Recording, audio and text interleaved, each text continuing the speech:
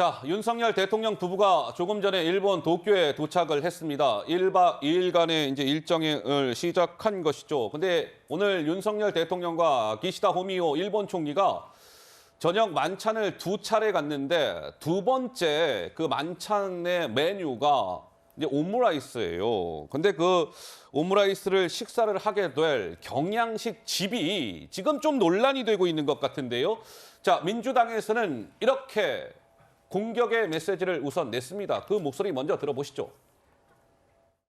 대일 굴종 외교의 끝판왕 윤석열 대통령이 일본에 갑니다. 128년 전 1895년 명성황후를 시해한 을미사변이 있었고 일본의 조선에서의 지휘권을 확보한 시모노세키 조약도 있었습니다. 128년 된 오므라이스 집에 가서 너무 오므라이스에 취해 있지 않기 바랍니다. 일본 측이 하필 명성황후가 시해된 해에 창업한 노포에서 오므라이스를 대접하는 것이 우연이기를 바랍니다. 확실한 건 하나 있습니다. 강제징용 배상을 내주고 받은 무척 비싼 오므라이스라는 점입니다. 이런 호구도 이런 호갱도 없습니다. 그러니까 이제 저곳입니다. 오늘 윤석열 대통령과 기시다 호미오 총리가 이제 오므라이스 경양식 집에서 만찬을 갔는데 요 식당에서 갖게 됩니다. 그런데 이제 이런 것이죠. 저 식당, 요 식당이 128년 역사를 자랑하는데 저 식당이 오픈된 해가 1895년인가 봅니다. 그런데 1895년은 을미사변이 있던 해다.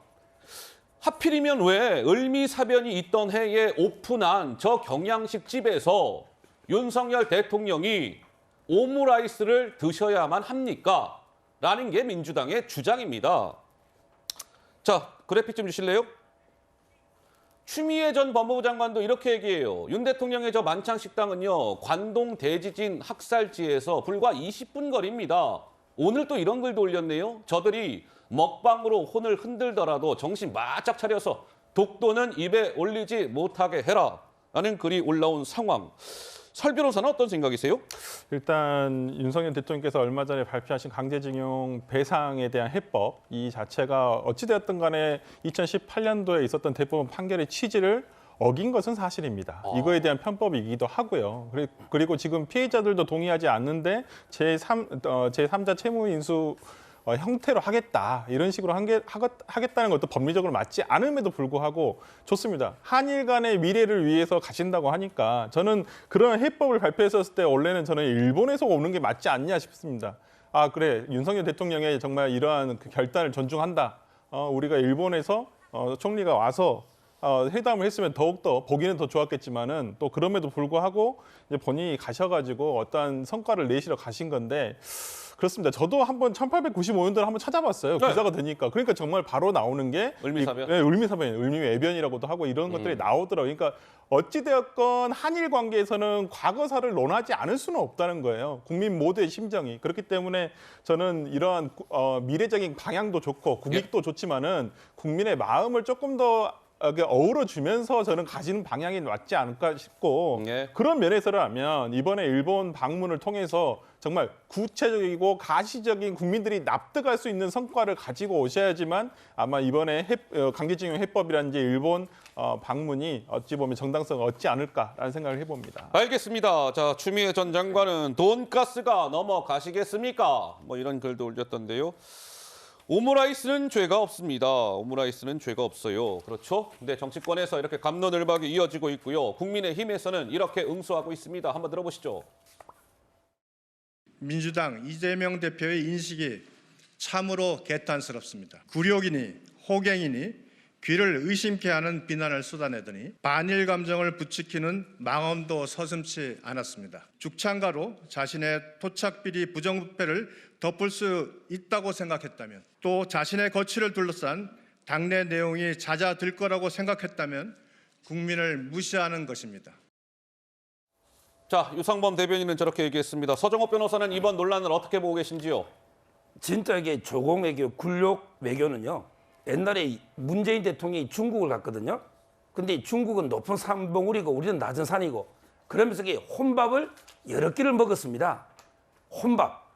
외국 가서 정상이 혼밥 먹는 게 굴욕이지 오므라이스 이게 혼자 먹습니까? 윤석열 대통령이 혼자 오므라이스 먹어요? 일본 총리하고 먹어요. 같이 먹는 게 이게 무슨 굴욕입니까? 그게 그 식당이 언제 문 열은지가 뭐가 중요합니까?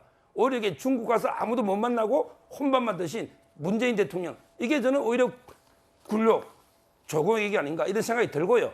자, 그다음에 하나만 자꾸 이게 강제징용 판결을 이야기하는데 제가 이게 베트남 예를 한번 들어볼게요. 국제사법이 중요한데 예를 들어 이게 베트남에 저희가 그때 군대를 파견했죠. 예. 그럼 이게 불법이 있을 수 있잖아요. 이때 베트남 국민이 베트남 법원에 재판해서 베트남 법원에서 이게 한국 보고 이게 배상해라면 이게 우리가 무조건 베트남 법을 따라야 됩니까? 어허. 이번에 강제징용 피해자도 원래 일본에서 재판한 거예요. 그런데 패소하니까 우리 대법원에 넣은 겁니다. 이게 국제법에도 관할이라는 게 있는 거예요. 네. 그 나라 대법원은 우리나라에서 최고지 일본에서는 최고법원이 있잖아요. 따라서 저는 이런 식으로 이게 무조건 우리나라 대법만 가지고 네. 국제관계에서 건강국자처럼 하는 건 문제가 있다. 이래 보는 거예요. 국민의힘에서 민주당 정치인들의 의견을 듣고 싶지 않으시다면 강제동원 피해자 그분들의 의견을 좀 듣고 말씀을 하시기 바랍니다.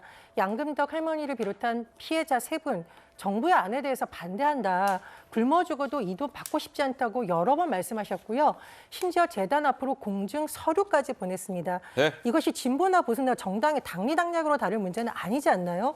전쟁으로 일어난 범죄입니다. 그리고 그 범죄를 해결해서 오히려 피해자들의 입장에 서야 되는 것이 대한민국 대통령의 입장이니까요. 네. 민주당의 일부 인사들의 오므라이스 발언에 듣고 싶지 않으시다면 양금덕 할머니가 대통령한테 대통령 옷 벗으라고 하고 싶다. 왜 이렇게 피 맺힌 절규를 했는지 좀 들어보시기 바랍니다. 알겠습니다. 자, 다음 주제로 넘어가도 되겠죠. 예. 알겠습니다. 어쨌든 윤석열 대통령이 1박 2일 방일 일정이 시작이 됐습니다. 한국 대통령의 일본 방문은 제 기억이 맞다면 4년 10개월 만일 텐데요. 어쨌든 뭐 좋은 성과를 가지고 내일 늦게쯤 윤석열 대통령 부부가 귀국을 한다고 하는데 그 마음은 뭐 우리 국민들 한마음 한뜻 아니겠습니까? 지켜보도록 하면서